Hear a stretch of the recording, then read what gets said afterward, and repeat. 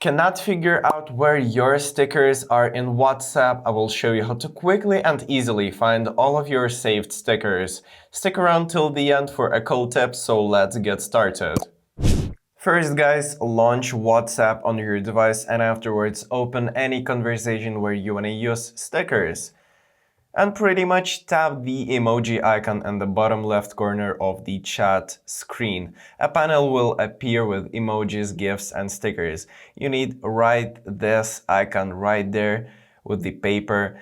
And here will be displayed your favorite stickers. To add any sticker to the favorites, just simply click and hold it and tap Add to Favorites.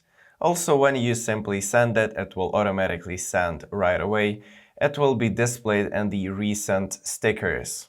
Now all of your favorite stickers are just a tap away, and you can share them with friends with one click. So if this video was helpful for you, give it a like and subscribe to the channel. It really motivates me to make more helpful videos. So thank you for watching till the end. See you in the next video. Bye!